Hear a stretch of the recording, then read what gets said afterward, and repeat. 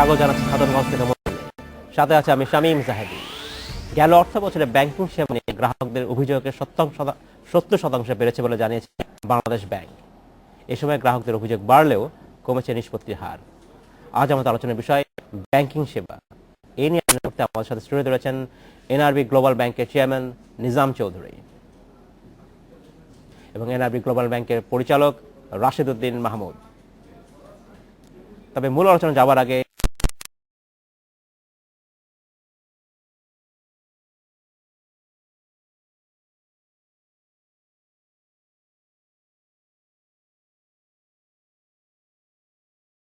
অভিযোগ গ্রাহকদের email, telephone, SMS ও চিঠির মাধ্যমে গত অর্থ বছরে ব্যাংকগুলোর সেবা নিয়ে ৪,০০০-এরও বেশি অভিযোগ করেছেন গ্রাহকেরা। 2 মাস করেছে। 2 মাস গ্রহণের পর একদিন আমার বললো টেকনিক্যাল সব প্রবলেম আছে, এজন্য দিতে পারবো না।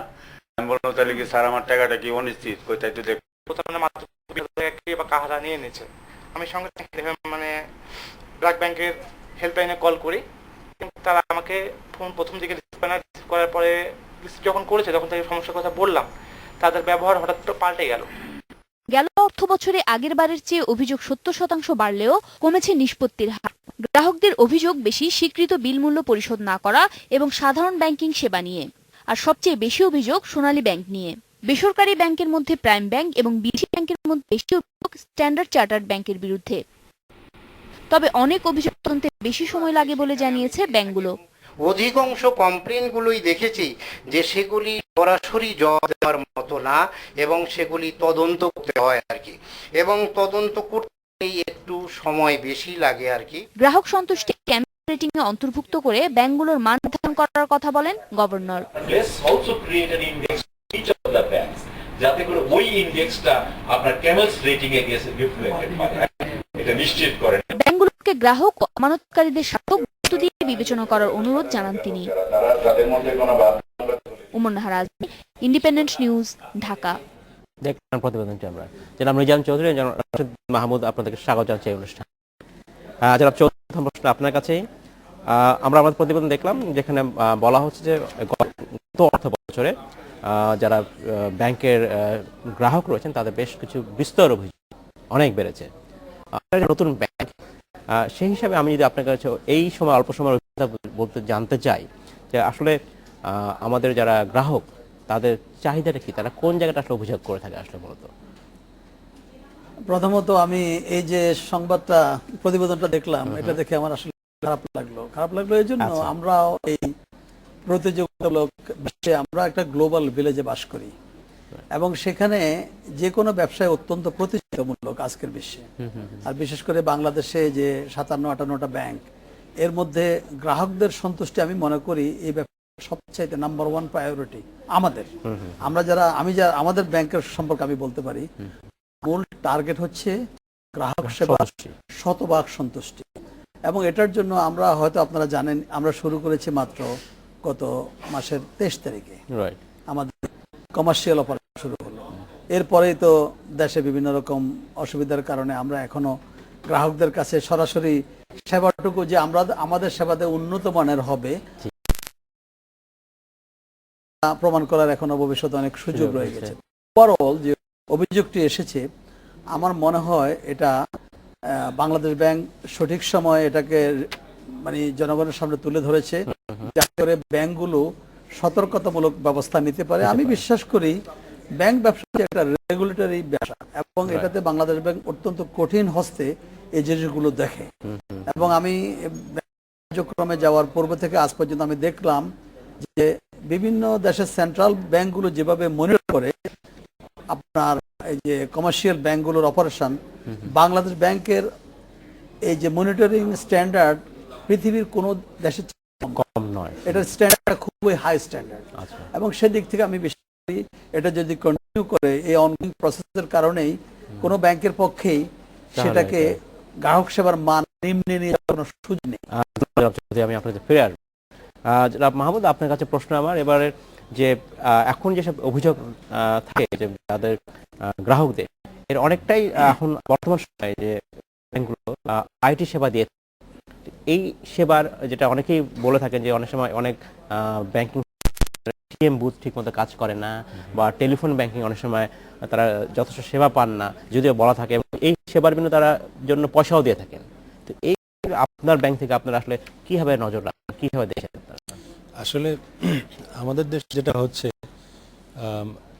আইটি ইনভেস্টমেন্টস কি ইনক্রিজ করছে, right? কিন্তু আমি যেটা ফ্রম মাই এক্সপিরিয়েন্স, আমি ছিলাম বিএমএ, আমার আমেরিকান এক্সপ্রেস অ্যাকাউন্টটা আমি দেখতাম, ওয়ার্ল্ড ট্রেড সেন্টারের পাশে ওয়ার্ল্ড ফিনান্সিয়াল সেন্টার ওরা ছিল।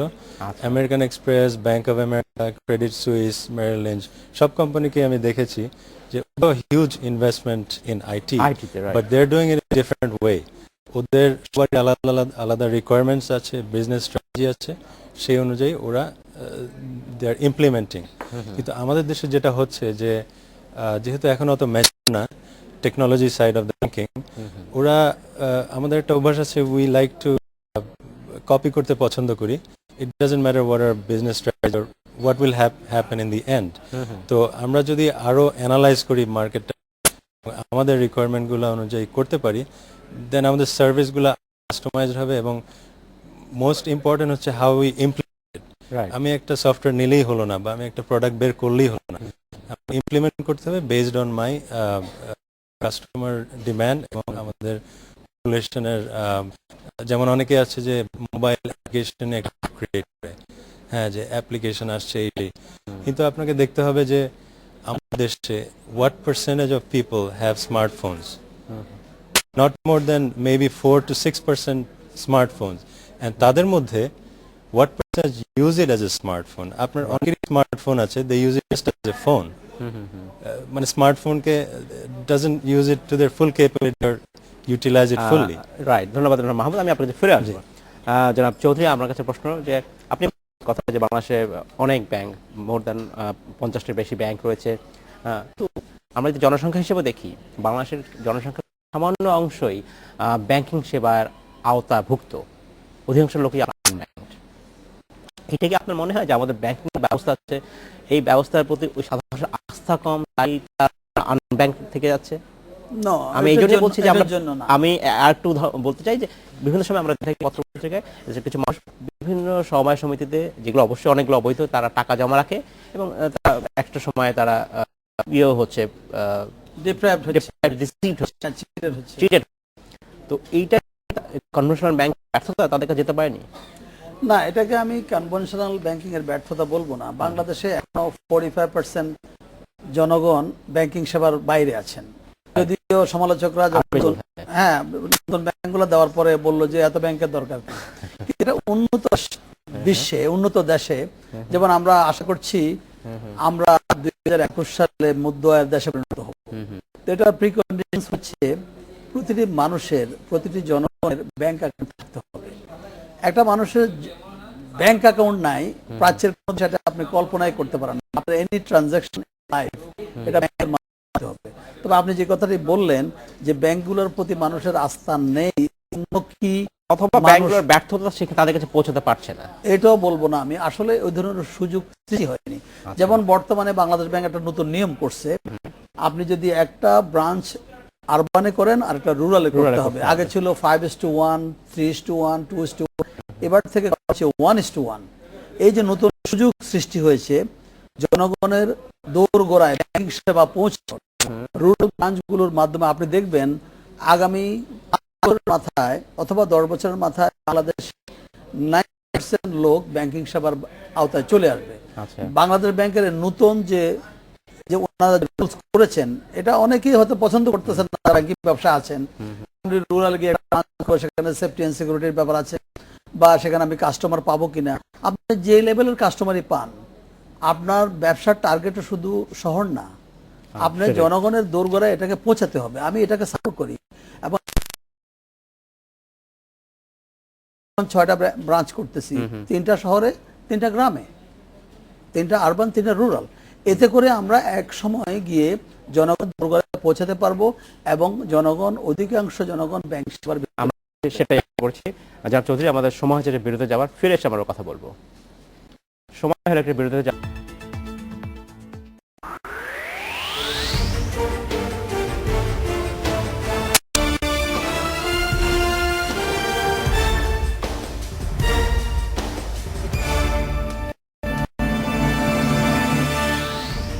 স্বাগত আরেকবার খাতুনগঞ্জ থেকে বলছি। আজ আমরা কথা বলছি ব্যাংকিং সেবা নিয়ে। এই নিয়ে আলোচনা করতে আমার সাথে স্টুডিওতে রয়েছেন এনআরবি গ্লোবাল ব্যাংকের চেয়ারম্যান নিজাম চৌধুরী এবং এনআরবি গ্লোবাল ব্যাংকের পরিচালক রাশিদুল মাহমুদ। যারা মাহমুদ এবং যারা চৌধুরী, আপনাদেরকে স্বাগত জানাচ্ছি আর একবার। আমরা আলোচনা করার আগে আমার দর্শক প্রশ্ন পাঠিয়েছেন, আমরা তার প্রশ্নটা নিয়ে শুরু করি। রিফাত উনি জানতে চাচ্ছেন, আমরা যারা স্টুডেন্ট তাদের জন্য আপনারা কি কি সার্ভিস এবং ফ্যাসিলিটি দিয়ে থাকবেন। যারা মাহমুদ, প্রশ্ন উত্তরটা কি আপনি দেবেন? স্টুডেন্টের জন্য আমরা এখন 100 টাকায় আমরা অ্যাকাউন্ট খোলার একটা নতুন শুরু এটা বাংলাদেশ হয়েছে। ব্যাংকের এক ধরনের এটা আমরা নির্দেশনা রয়েছে করব। আর ডেফিনেটলি আমি যেটা বললাম, টেকনোলজি ইউজ করা, স্টুডেন্ট হচ্ছে আমাদের মেইন কাস্টমার বেস, সেটার জন্য যারা ভবিষ্যতে আপনার কাস্টমার বেস হ্যাঁ, বাড়াতে পারবে। আমরা চাবো যতটা বেশি টেকনোলজি ইউজ করে কোর ব্যাংকিং এর সাথে অন্যান্য সার্ভিসগুলো, যেমন মোবাইল পয়েন্ট অফ সেলস, আমরা হয়তো ইউনিভার্সিটিগুলোতে মোবাইল পিওএস রাখবো। তারপর ধরেন অন্য সার্ভিসগুলো যতটা লেস ওদের ব্যাংকে যেতে হবে, ব্রাঞ্চলেস ব্যাংকিংটা ওরাই বেশি পছন্দ করে। আর মিলেনিয়াল জেনারেশন সম্বন্ধে জানি, এবং আমরা বয়স্ক যারা, তারাও মিলেনিয়াল মাইন্ডসেট আছে। So they like that kind of use of technology and just to make their life easier. এছাড়া আরো যেটা আমরা মাল্টিপল চ্যানেল ইউজ করব, অমনি channel, alternate channel of banking, যেটা ওদের জন্য খুব অ্যাডভান্টেজ হবে। তারা নট নেসেসারিলি তারা ব্যাংকে আসতে হবে, পার্সোনালাইজ সার্ভিস নিতে হবে। Actually customer experience is not only personalize service, it's an experience when you go to a website. That's an experience when you are on your mobile device. That's an experience is how fast you're getting there, তাই না? আজকাল মানুষ 5 second বসতে রাজি না একটা website থেকে আরেকটাতে যেতে, quickly migrate to another one. সেদিন একটা টেলিকম সেমিনার ছিলাম, ওরা বললো যে যখনই 10 সেকেন্ডস ডিলে হয়, মোর দেন হাফ ইউর কাস্টমার্স। হ্যাঁ, তো এই জেনারেশনটা ওরকম। আমি এখানে 15 মিনিটস আপনার সাথে কথা বলতে রাজি, কিন্তু আমি এখানে 5 সেকেন্ডস ওয়েট করতে রাজি না ব্রাউজ করতে। তো টেকনোলজি সাইডে যদি আমরা ইমপ্রুভমেন্ট করতে পারি, the students are the main. ধন্যবাদ মাহমুদ, আপনি আমাদের ফিরে আসবেন। চৌধুরী, আপনার কাছে প্রশ্ন যে অনেক ব্যাংক, আপনি নতুন ব্যাংক, আপনারা এমন কি নতুনত্ব আনবেন চান, তার ফলে আপনারা কাস্টমার বেসটা আসলে বাড়বে? আপনারা হয়তো লক্ষ্য করেছেন আমাদের সাইনেজের নিচে একটা স্লোগান আছে, সেটা হচ্ছে গ্রেট এক্সপেরিয়েন্স। এই স্লোগানটা দেওয়ার পিছনে অর্থ হচ্ছে, আপনি যখন আমার ব্রাঞ্চে যাবেন, it has to be a great experience. আপনি যখন আমাদের একটা ব্রাঞ্চ ম্যানেজারের সাথে কথা বলবেন, it has to be a great experience. আপনি যখন আমার টেলারে যাবেন টাকা ওঠানোর জন্য, it has to be a great experience. Meaning that আপনার ব্যাংকে ঢোকার পর থেকে সেখান থেকে বেরিয়ে আসার আগ পর্যন্ত আপনার টোটাল এক্সপেরিয়েন্সটা থাকতে হবে, হ্যাজ টু বি গ্রেট।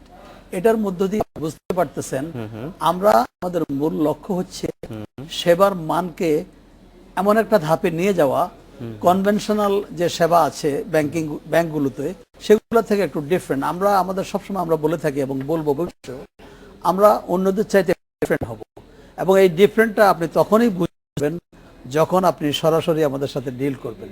কথা বলে বুঝিয়ে ন্যাশনাল টেলিভিশনে বলে আপনাকে আমি সেটা বোঝাতে পারবো না।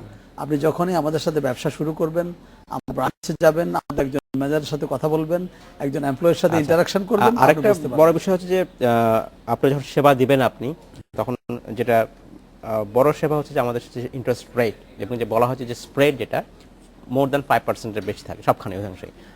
আপনারা লেন্ডিং এবং ডিপোজিটের ক্ষেত্রে যে স্প্রেড, সেটা কি 5% নিচে আনতে পারছেন বা পারবেন কিনা? এটা তো বাংলাদেশ ব্যাংকের একটা ধরাবাঁধা আছে, কিন্তু সেটা দেখা হয় না। হ্যাঁ, দেখা হয় না, কিন্তু আমরা তো ল্যান্ডিং এখনো কমার্শিয়াল বেসিসে পুরোপুরি এখনো শুরু করিনি। তবে আমাদের টার্গেট হবে, আমাদের ল্যান্ডিং রেট, যেহেতু আমরা অত্যন্ত কম্পিটিটিভ হতে হবে মার্কেটে থেকে থাকতে হলে, অবশ্যই আমাদের ল্যান্ডিং রেট এবং স্প্রেডটা সবার চাইতে কম রাখার আমরা চেষ্টা করব। এবং কত কম রাখবো, কত ডেফিনেটলি কত কি হবে সেটা তো বলতে পারছি না, তবে আমরা ভেরি কম্পিটিটিভ থাকবো অন্যদের তুলনায়। থাকবো আমরা মার্কেট অন্যদের থেকে কস্ট অফ ফান্ডিং আপনাদের চেয়ে বেশি না? কস্ট অফ ফান্ডিং ইনিশিয়ালি আমাদের একটা জিনিস বলি, যেমন অনেকে বাংলাদেশে ফরেন ইনভেস্টমেন্ট কমে গেছে, কিন্তু আমি এটা করি না, ফরেন ইনভেস্টমেন্ট কমলো। আমরা যে 3টা এনআরবি ব্যাংক হয়েছে, আমরা 1200 কোটি টাকার উপরে ফরেন ইনভেস্টমেন্ট নিয়ে এসেছি এখানে। এটাও কিন্তু একটা ফরেন ইনভেস্টমেন্ট, এবং আমরা বিভিন্ন সেক্টরে আরো অনেক বেশি ইনভেস্টমেন্ট আমরা বিদেশ থেকে নিয়ে আসতেছি। আমরা ওটাকে ফরেনাররা, আমরা তো বাংলাদেশি আমেরিকান, বাংলাদেশি অন্যান্য দেশের, আমরা যারা এই ব্যাংকগুলো খুলেছি তারা কিন্তু বাংলাদেশের, বাট আমরা নন রেসিডেন্ট বাংলাদেশি। রাইট। এবং আমাদের ইনভেস্টমেন্টটাকেও আপনার ফরেন ইনভেস্টমেন্ট ধরতে হবে, যেহেতু আমরা এটা ডলারে ইনভেস্ট করেই বাংলা ব্যাংক আমাদেরকে দিয়ে, মানে এটা কন্ডিশন দিয়ে দিয়েছে টোটাল টাকাটা আমরা ফরেন রেমিটেন্স নিয়ে আসতে হবে। এছাড়া আরেকটা জিনিস আপনাকে বলি, আজ থেকে 5 বছর আগে যেখানে $3.5 বিলিয়ন ছিল, আজকে সেটা দাঁড়িয়েছে $17 বিলিয়ন। আচ্ছা। এই যে টাকাটা আসছে, এই যে রেমিটেন্স আসছে, এটা কিন্তু এর অধিকাংশই এখনো কিন্তু ব্যাংকিং চ্যানেলে আসছে না। হ্যাঁ, এখনো এটা 35 to right. 40% non banking channel ভাবে আসছে আর কি। হুন্ডি আপনারা বলেন, আমি বলি না আর কি, আমি নন ব্যাংকিং চ্যানেলটাই বলি, এটা হুন্ডি শব্দটা শুনতে খারাপ দেখা। আচ্ছা। তো এই নন ব্যাংকিং চ্যানেলের এই 35 to 40% যে রেমিটেন্স আমাদের এই ব্যাংকগুলোর মাধ্যমে এখন ব্যাংকিং চ্যানেলে আসবে। আমি একটা বিষয় দৃষ্টি রাখি, আমরা এখন স্প্রেডের কথা বললাম, আমাদের আলোচনা যারা বলছেন যে এই মুহূর্তে বাংলাদেশের যে ব্যাংকগুলো রয়েছে কমার্শিয়াল ব্যাংক, সেখানে লেন্ডিং রেট মোটামুটি 18%। এক্স্যাক্টলি, আপনার কি মনে হয় যে এই 18% ইন্টারেস্ট করে 18% is very high rate. High rate, কিন্তু আসলে কেন কমছে না? কমার কি কোনো উপায় আছে কিনা? এটা অবশ্যই কমবে, যখনই ডিপোজিট রেট কমবে। এটা একটার সাথে একটা রিলেটেড কিন্তু, যেমন আমাদের দেশে, this is the only country in the whole world probably somebody could deposit their money in the FDR and he could earn more than a making in industry. Right. এখন আপনি ইন্ডাস্ট্রি দিয়ে 10% লাভ করবেন, আপনি যদি ব্যাংকে রেখে যদি 12% লাভ করেন, আপনি ওটাকে অনেক সেফ মনে করবেন না? যতদিন পর্যন্ত আমাদের এই জিনিসটুকু না যাবে, ততদিন পর্যন্ত কিন্তু এই জিনিস আমাদের এখানে এই সমস্যাটা পুরোপুরি সমাধান হবে না। তবে হ্যাঁ, ইন্ডাস্ট্রিয়ালাইজেশন হচ্ছে, না হলে কিন্তু আজকে দেশের চেহারা এরকম হতো না। আমি আপনাকে অফলাইনে আগে বললাম যে 10 বছর আগের বাংলাদেশ একটা পর্যায়ে দেখবেন যেটা বাংলাদেশের মানুষ এখনকার নিউ জেনারেশন কল্পনা করতে পারবে না এই দেশটা কোথায় যাবে। এবং যত রকম মানুষ বলে নেগেটিভ কথাবার্তা যে ভাই পলিটিক্যাল টার্মোয়েল, এই সেই, এগুলোর কারণে, যত কিছু, এটা উন্নয়নশীল দেশ, this is a developing country. কোনো ডেভেলপিং কান্ট্রির ডেভেলপমেন্টটাকে কোনো কিছু আটকিয়ে রাখতে পারবে না। আজ থেকে 150 বছর আগে যখন, 200 বছর আগে যখন আমেরিকার ডেভেলপমেন্ট শুরু হয়েছিল, সেখানে কিন্তু অনেক সমস্যা ছিল, কিন্তু সেখানকার ডেভেলপমেন্ট কেউ আটকে রাখতে না, তারা একটা পর্যায়ে পৌঁছে গেছে। ঠিক তেমনি ভাবে বাংলাদেশকে আজকে সারা বিশ্বের বড় বড় কোম্পানিগুলো, রেটিং কোম্পানিগুলো বলছে we are the emerging tiger of the east Asian country. এবং আমাদের এই যে আমাদেরকে আজকে যেভাবে রেটিং করা হচ্ছে, আমরা এগিয়ে যাব, আমাদের এই এগিয়ে যাওয়ার আমরা আশা করবো এই এগিয়ে যাওয়ার সাথে হবে বাংলাদেশের ব্যাংকগুলো, যারা ইনভেস্টমেন্টে আমাদের সাহায্য। অবশ্যই ব্যাংকগুলোর সেবার মানও উন্নত হবে, এবং বাংলাদেশ ব্যাংক যে তদারকি করছে এটা কারণেই হবে। জনাব চৌধুরী ধন্যবাদ, জনাব মাহমুদ আপনাকে ধন্যবাদ, সময় স্বল্পদিন আজকে আমাদের এখানে হচ্ছে।